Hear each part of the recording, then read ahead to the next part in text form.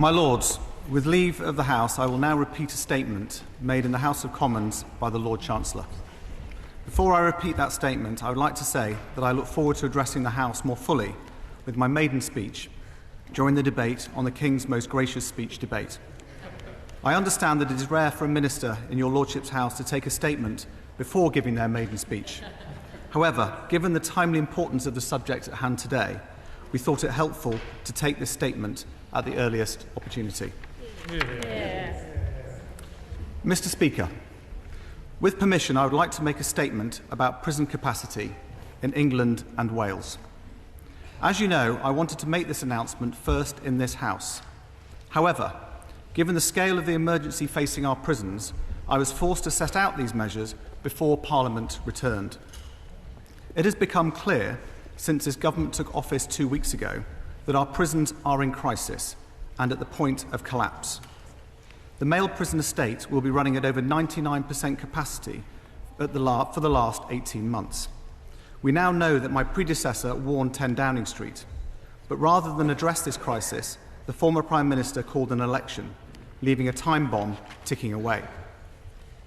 Mr. Speaker, if that bomb goes off, if our prisons run out of space, the courts would grind to a halt, suspects could not be held in custody, police officers would be unable to make arrests, leaving criminals free to act without consequence. In short, Mr. Speaker, if we fail to intervene now, we face the prospect of a total breakdown of law and order. Rather than act, the last Prime Minister allowed us to edge even closer to catastrophe. Last week, there were around 700 spaces remaining in the male prison estate. With 300 places left, we reach critical capacity. At that point, the smallest change could trigger the chain of events I just set out. With the prison population rising, it is now clear that by September of this year, our prisons will overflow. Mr. Speaker, that means there is now only one way to avert disaster. As the House knows, most of those serving standard determinate sentences leave prison at the halfway point, serving the rest of their sentence in the community. The government now has no option but to introduce a temporary change in the law. Yesterday, we laid a statutory instrument in draft. Subject to the agreement of both houses, those serving eligible standard determinate sentences will leave prison after serving 40 rather than 50% of their sentence. Our impact assessment estimates that around 5,500 offenders will be released in September and October. From that time until we are able to reverse this emergency measure, 40% will be the new point of automatic release for eligible standard determinate sentences. The government does not take this decision lightly.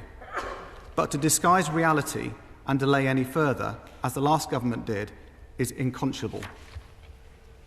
And we are clear that this is the safest way forward. In the words of the Metropolitan Police Commissioner, Sir Mark Rowley, these steps are the least worst option. The worst possible thing, he said, would be for the system to block. Any alternative to these measures would be dangerous to the public. Mr. Speaker, I understand that some may feel worried by this decision, but I can assure the House that we are taking every precaution available to us. There will be important exclusions. Sentences for the most dangerous crimes, for sexual and serious violent offences, will not change. This will also be the case for a series of offences linked to domestic violence, including stalking, controlling and coercive behaviour, and non-fatal strangulation, as well as those related to national security. We will also implement stringent protections. First, this change will not take effect until early September, giving the probation service time to prepare. Second, all offenders released will be subject to strict licence conditions to ensure they can be managed safely in the community. Third, offenders can be ordered to wear electronic tags and curfews will be imposed where appropriate. Mr. Speaker, let me be clear. This is an emergency measure, not a permanent change. This government is clear that criminals must be punished. We do not intend to allow the 40% release point to stand in perpetuity. And that is why I will review these measures again in 18 months' time when the situation in our prisons will have stabilised. Throughout this government will be transparent. We will publish data on the number of offenders released quarterly, and we will publish an annual prison capacity statement legislating to make this statutory requirement. Mr. Speaker, when we implement this change, we will stop the end of custody supervised licence scheme introduced by the last government. This scheme operated under a veil of secrecy. From the benches opposite, I was forced to demand more information about who was being released and what crimes they had committed. This government has now released the data showing that over 10,000 offenders were released early, often with very little warning to probation officers, placing them under enormous strain. Mr. Speaker, this was only ever a short-term fix. It was one of a series of decisions this government believes must be examined more fully, which is why we are announcing a review into how this capacity crisis was allowed to happen, looking at why the necessary decisions were not taken at critical moments. Mr. Speaker, the measures I have set out today are not a silver bullet. The capacity crisis will not disappear immediately, and these measures will take time to take effect. But when they do, they will give us the time to address the prisons crisis, not just today, but for years to come. This includes accelerating the prison building programme to ensure we have the cells we need. Later this year, we will publish a 10-year capacity strategy. It will outline the steps this government will take to acquire land for new prison sites, and it will be supported by this government's new planning and infrastructure bill, which will take control of the planning process and classify prisons as being of national importance, placing decision-making in ministers' hands. This government is also committed to longer-term reform and cutting reoffending.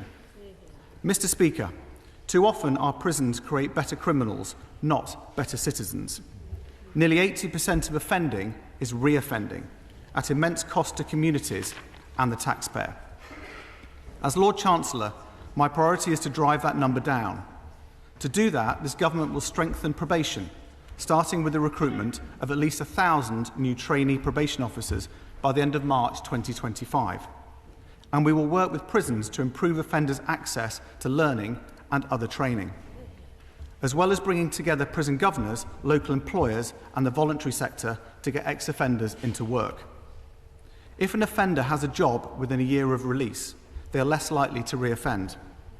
And it is only by driving down reoffending that we will find a sustainable solution to the prisons crisis.